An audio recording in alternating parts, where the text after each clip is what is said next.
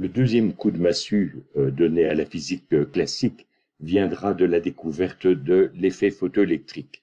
En fait, tout a commencé en 1887 par une découverte faite par Frank Hertz. Hertz étudie à l'époque quelles sont les conditions qui favorisent une décharge électrique entre deux sphères entre lesquelles j'applique une différence de potentiel.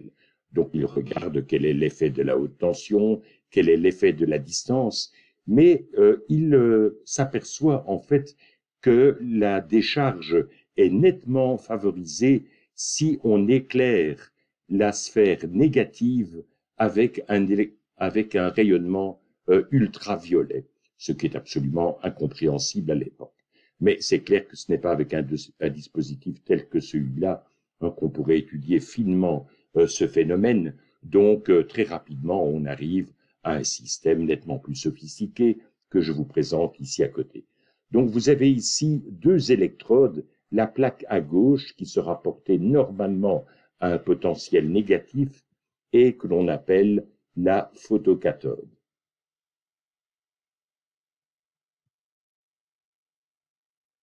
Tandis que la plaque qui est à droite, qui normalement, je dis bien normalement, est portée à un potentiel positif, c'est ce qu'on appelle l'anode. Ce que je vais faire en fait, c'est bombarder de nouveau la photocathode avec un rayonnement électromagnétique. Donc j'envoie ici une certaine intensité lumineuse que je vais appeler I nu, et ce rayonnement a une fréquence nu bien établie.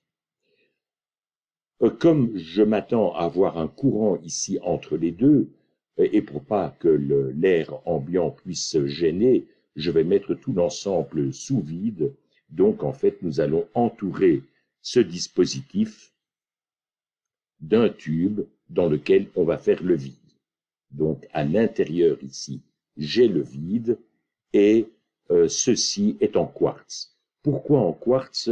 Parce que le quartz, contrairement au verre ordinaire, laisse passer les ultraviolets. Les deux électrodes, je vais les connecter maintenant à une différence de potentiel. Donc je vais appeler cette différence de potentiel U, et U sera considéré comme étant positif si les bornes sont bien dans ce sens-ci. Donc j'ai la borne moins ici, la borne plus, et c'est un générateur où je peux changer la valeur de U. Donc je vous rappelle le symbole, vous mettez une flèche en travers du générateur. Et je voudrais mesurer en fait quel est le courant qui va passer ici entre la photocathode et l'anode. C'est la raison pour laquelle dans le circuit, on intercale un ampèremètre. Donc je m'attends à avoir un courant électrique dans ce sens-là. N'oubliez pas qu'on raisonne en termes de courant conventionnel, donc un courant de particules positives, mais nous savons aujourd'hui bien sûr que ce courant est établi par des électrons. Donc ce que nous allons avoir en fait, ce sont des électrons qui vont être arrachés de la photocathode et qui vont venir ici sur l'anode. Et donc ceci va donner un courant d'électrons dans ce sens-là et donc un courant conventionnel dans l'autre sens. Donc voilà le dispositif qui va être utilisé par la suite. Alors qu'est-ce qu'on découvre à partir de là? Eh bien, si nous faisons un graphique du courant électrique en fonction de la tension que nous appliquons entre la photocathode et l'anode. Donc je vais mettre en ordonnée le courant électrique. J'obtiens une courbe qui a une allure comme ceci. Et ici, j'ai un plateau, donc le courant est constant. Ceci, c'est pour une certaine valeur de l'intensité lumineuse. Si maintenant je travaillais avec une intensité 2 fois plus basse, eh bien je pars du même point ici, et simplement vous avez la même courbe, mais tout est divisé par 2. Donc je dois arriver à un plateau à peu près ici.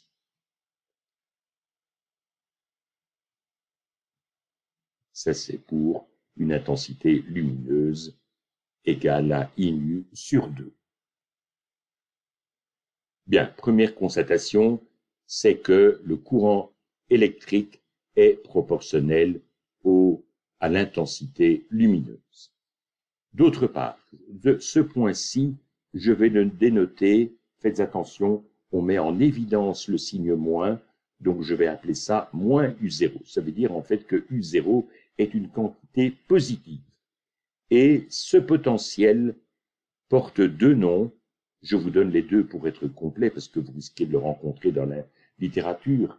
Le premier est très malheureux. On appelle ça le potentiel retardateur.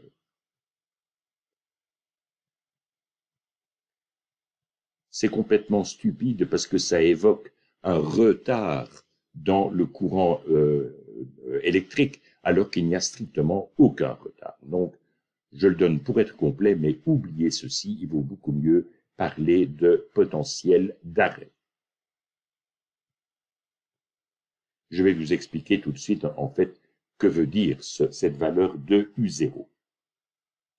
Deuxième type de graphique que l'on arrive à établir, si je reporte en fonction de la fréquence, maintenant, de la fréquence de la lumière utilisée, l'énergie cinétique des électrons, puisque j'ai déjà vendu la mèche, moi, ce qui se passe, c'est que vous avez ici des électrons qui vont être arrachés de la photocathode, eh bien, je prends l'énergie cinétique de ces électrons qui quittent la photocathode et je reporte ça en fonction de la fréquence de la lumière que j'utilise. Si je fais ça avec une photocathode faite dans un certain matériau, j'obtiens en fait une dépendance parfaitement linéaire. J'obtiens quelque chose comme ceci. Donc ça, c'est pour un matériau, disons, numéro 1. J'ai ici une fréquence minimale. Vous voyez que si j'utilise une fréquence pour le rayonnement incident qui est plus petite que cette fréquence-là, je n'ai plus rien, je n'ai plus cet effet photoélectrique. Cette fréquence de seuil, on va l'appeler nu0 et je vais mettre un indice 1 pour dire que c'est obtenu avec le matériau 1. Donc, nu0, c'est la fréquence de seuil.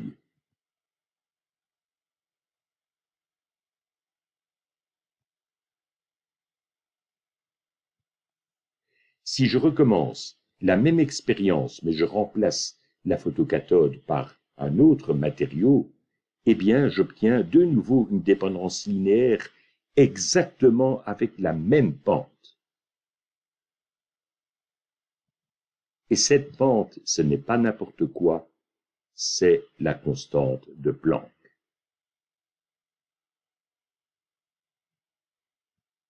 Alors, comment comprendre notamment ici le premier graphique? Regardez ce qui se passe. J'ai des électrons qui sont arrachés ici de la photocathode, mais par le hasard des directions empruntées, vous voyez que certains électrons, en fait, vont rater. Imaginez que pour l'instant, je ne mette pas de différence de potentiel entre la photocathode et l'anode. Donc, il y a des électrons qui vont rater l'anode. Donc ça montre pourquoi, en fait, ici, à tension nulle, je n'ai pas le courant maximal.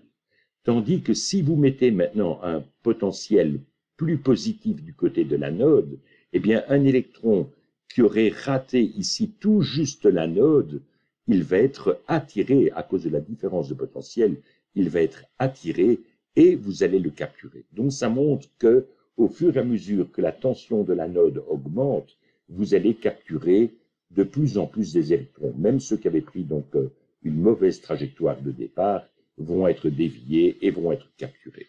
Donc, la courbe ici monte, mais il est évident que si vous avez mis une tension telle que vous arrivez à capturer tous les électrons, vous avez beau augmenter encore la tension, vous n'allez pas collecter plus d'électrons que ceux qui ont été émis. Donc, voilà l'explication pour laquelle j'obtiens ici un plateau. Donc, ici, on peut dire que tous les électrons sont capturés. Inversement, si maintenant j'avais un électron qui, en l'absence de différence de potentiel, allait arriver tout juste ici à l'extrémité de l'anode. Si vous mettez maintenant un potentiel négatif sur l'anode, eh bien, vous voyez en fait que cet électron va être dévié et va être repoussé par l'anode. Donc, en allant maintenant vers la gauche, vous voyez pourquoi le courant va diminuer. Il reste à comprendre maintenant ce que c'est, quel est le sens de ce U0. Eh bien, prenons la situation extrême. Je vais refaire le dessin. Vous avez ici l'anode, la photocathode, et je vais prendre un électron qui est parti bien au centre pour arriver jusqu'à l'anode. Mais prenons le cas limite où l'électron se dirige vers l'anode. Cette fois-ci, l'anode a été portée à un potentiel négatif, mais tellement négatif que l'électron arrive sur la pointe des pieds, tout juste devant l'anode, et puis il rebrousse chemin. Donc ça veut dire que maintenant le courant sera nul. Et si vous mettez un potentiel encore plus négatif, bien sûr, le courant sera toujours nul. Donc c'est le cas limite où le courant va devenir égal à zéro. Alors appliquons simplement la conservation de l'énergie. Donc tout ce qui était fixé, c'est le fait que la différence de potentiel est égale à U0. Faites attention parce que ça veut dire que cette fois-ci, le potentiel négatif est ici à droite. Donc, imaginez que je prenne ceci comme étant un potentiel nul. Ça veut dire que ici, le potentiel est égal à moins U0. Donc, si j'applique la conservation de l'énergie en prenant le point de départ et le point ici où l'électron va rebrousser chemin, j'écris énergie cinétique au départ, donc c'est celle que je cherche, plus l'énergie potentielle. L'énergie potentielle, c'est quoi? C'est la charge multipliée par le potentiel, mais le potentiel est égal à 0. Est égal à l'énergie cinétique quand j'arrive au point 2, mais justement, on a épuisé l'énergie cinétique. L'électron s'apprête à faire demi-tour. Donc j'ai 0 plus l'énergie potentielle, c'est-à-dire moins E multiplié par moins U0. Et donc, vous voyez en fait que l'énergie cinétique est égale à E fois U0. Donc, le potentiel d'arrêt est une mesure indirecte de l'énergie cinétique des électrons qui ont quitté la photocathode. Donc, voilà, nous comprenons en fait très bien ces observations, mais seulement maintenant, il reste à les expliquer en termes de la physique classique. Eh bien, il n'y a pas moyen. Tous les physiciens classiques se sont cassés les dents là-dessus.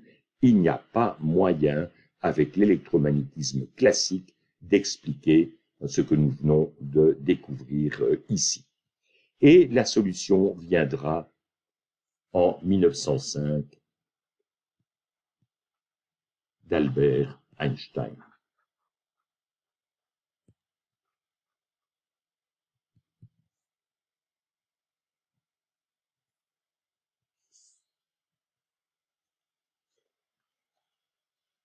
Souvenez-vous de ce que, oui, je vais donner comme je fais bien souvent, les dates de naissance et de la mort d'Einstein, 1879-1955.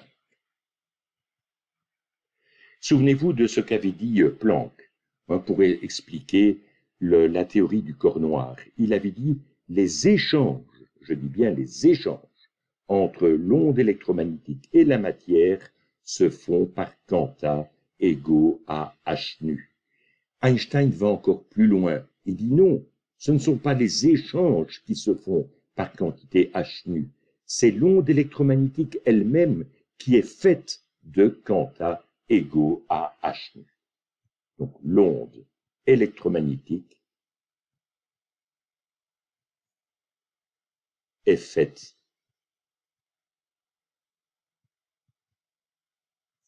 de petits grains, pour reprendre les expressions de l'époque,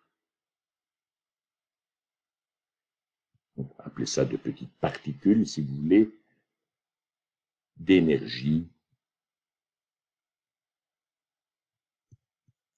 E est égal à h nu. Et ces petits grains, ces petites particules, c'est ce qui sera appelé plus tard les photons. Donc, toute onde électromagnétique, la lumière, entre autres, est faite de photons. Vous avez des photons ultraviolets, vous avez des photons radio, des photons micro-ondes, hein, tout est affaire de photons. Alors, en quoi, avec cette idée, Einstein arrive à expliquer l'effet photoélectrique? Eh bien, je vous montre tout de suite son raisonnement. Je vais considérer l'effet photoélectrique sur un bloc solide. Donc, je vais faire en fait les niveaux d'énergie qu'un électron peut avoir s'il se trouve dans un solide. Je fais une échelle en énergie et j'appelle le niveau 0 la situation d'un électron libre, hein, donc il n'est plus attaché à la plaque métallique, par exemple, libre, mais au repos. Donc il n'a pas reçu d'énergie cinétique. Il est tout juste détaché du solide, mais il ne bouge pas. Si vous regardez maintenant un électron qui appartient au solide, vous savez que par exemple l'électron qui appartient à l'atome d'hydrogène a une énergie négative, hein, ce qu'on appelle l'énergie de liaison, qui vaut moins 13,6 électrovolts. Si vous prenez par exemple un métal, eh bien vous avez la même chose, sauf que ce ne sont pas des niveaux uniques, mais ce sont des bandes. Bon, là il faudrait rentrer dans ce qu'on appelle l'état solide pour comprendre ça. Hein, mais voilà en fait les énergies permises pour les électrons qui se trouvent dans un solide. Et vous voyez en fait qu'il y a une espèce ici de no man's land. Hein, c'est-à-dire que si je prends l'électron qui a l'énergie la plus élevée et que je regarde cette différence d'énergie, ceci en fait je vais l'appeler W0. Et attention, W0 est considéré comme étant positif. Hein, donc je prends ici la différence d'énergie. Ceci, c'est ce qu'on appelle le travail d'extraction.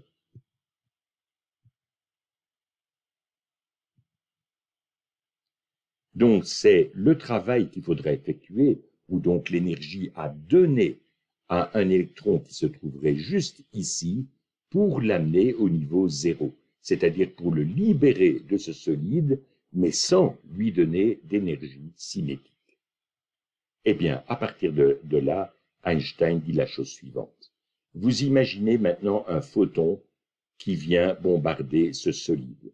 Donc, il va arriver ici sur un électron. Donc, voilà le photon qui a une énergie h nu. Le photon disparaît. Et où passe son énergie? Eh bien, d'une part, évidemment, vous allez dépenser le travail W0, le travail d'extraction, et s'il reste encore un surplus d'énergie, eh bien, ceci donnera de l'énergie cinétique à l'électron. Et donc, vous vous retrouvez maintenant avec un électron à ce niveau-là, et il a acquis ceci comme énergie cinétique. Mettons ça en musique, ça veut dire en fait que avant nous avions H nu, et H nu a servi à quoi?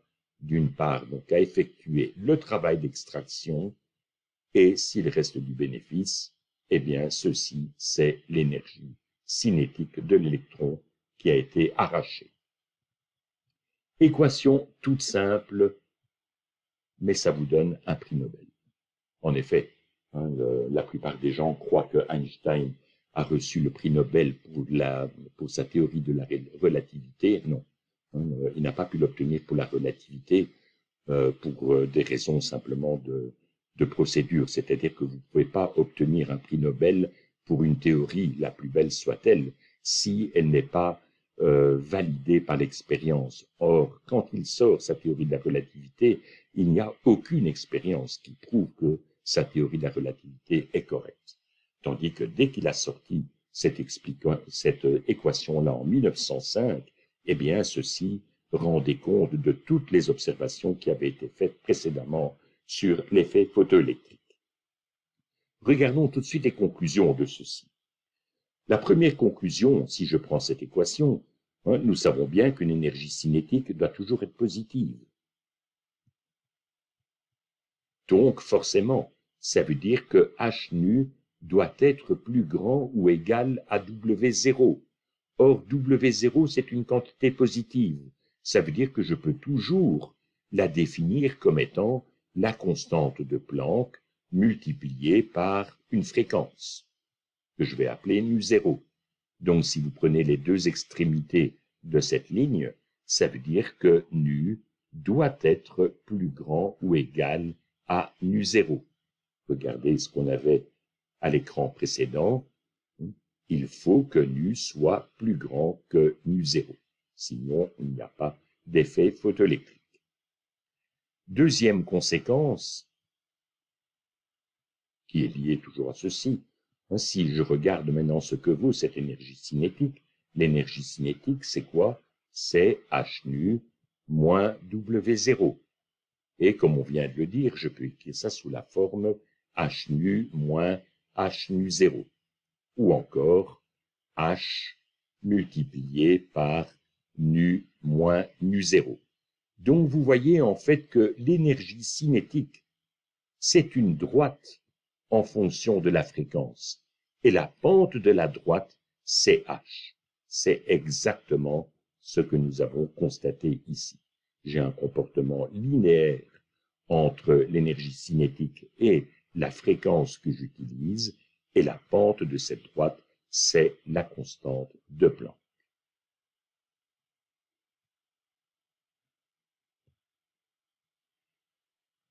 Vous avez tous entendu parler de Millikan. Millikan, c'est le physicien qui, des années plus tôt, a trouvé la quantification de la charge électrique.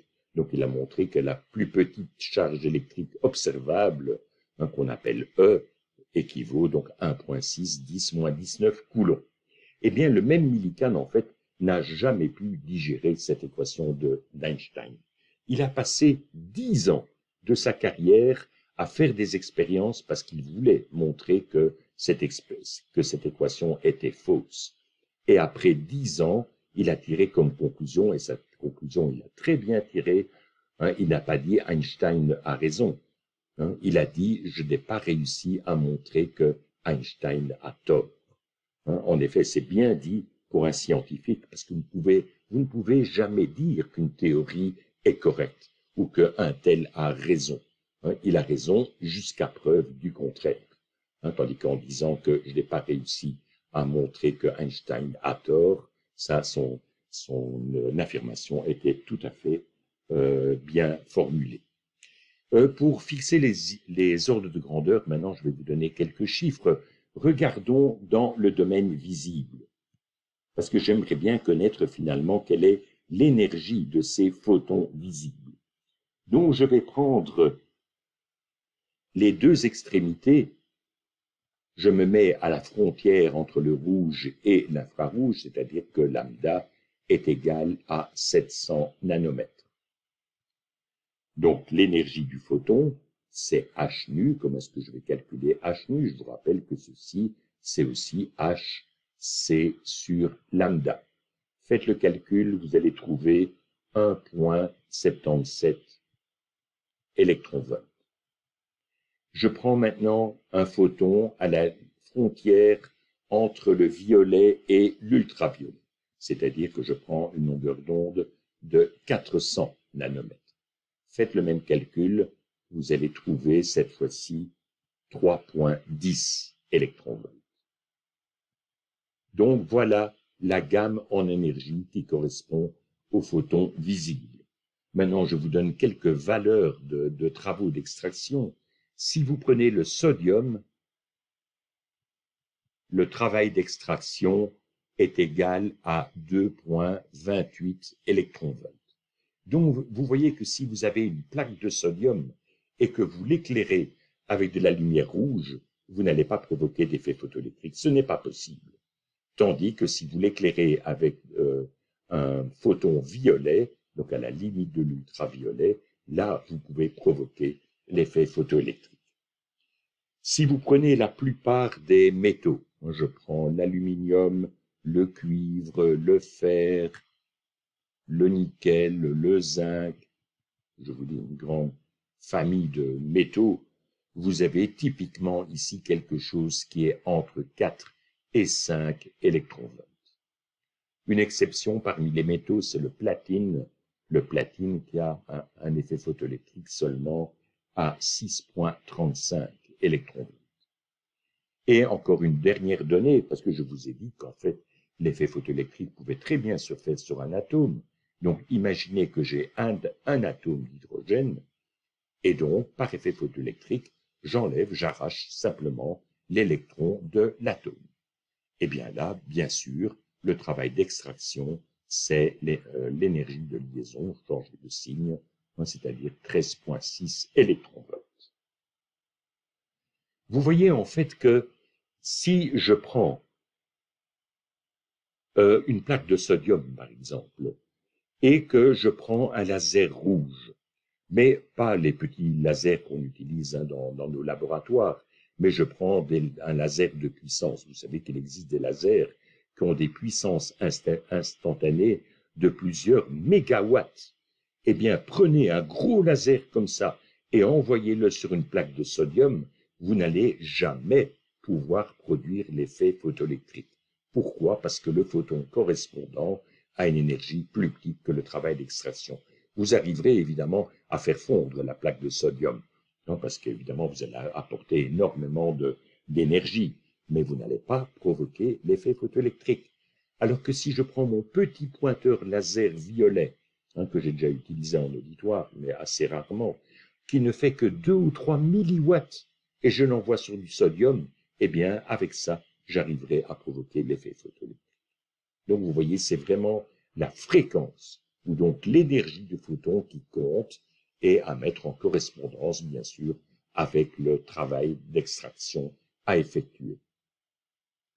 Bien, ceci clôture ce que je voulais dire sur l'effet photoélectrique, mais maintenant reste le problème le plus important, c'est finalement, qu'est-ce que c'est qu'une onde électromagnétique? On ne comprend plus rien. Eh bien, il y a deux manières de la voir, bien sûr. On sait, par l'étude de l'effet photoélectrique, que l'onde électromagnétique est constituée de photons. Donc, c'est manifestement une particule. Alors que vient faire l'onde électromagnétique là-dedans? Si je parle d'onde électromagnétique, on sait par la physique classique qu'à ce moment-là, on doit parler de champ électrique et de champ magnétique. Alors, que viennent faire ce champ électrique et ce champ magnétique? Quel est leur rôle? Eh bien, en fait, l'explication a été donnée par Max Born, un autre physicien allemand, qui, en 1926, nous a dit comment il fallait interpréter cette onde électromagnétique.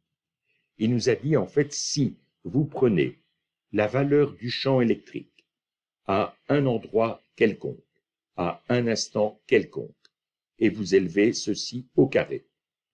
On sait en fait, on a vu ça avec les équations de Maxwell, que ceci est strictement proportionnel à B.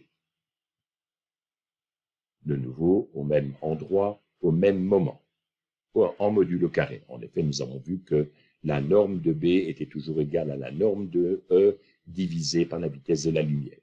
Donc, parler de E au carré ou parler de B au carré, c'est pratiquement la même chose. Eh bien, en fait, Max Born dit que ceci est strictement proportionnel à la probabilité de trouver un photon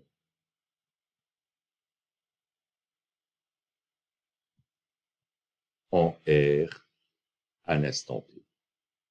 Donc, si par un calcul, vous arrivez à la conclusion qu'en un endroit de l'espace et à un instant précis, le champ électrique est nul, eh bien, ça veut dire que vous n'avez aucune chance de trouver un photon à cet endroit, à ce moment-là. Si au contraire, le champ électrique est très important, ça veut dire que vous avez une grande chance de trouver un photon, ou bien que vous allez trouver énormément de photons à cet endroit.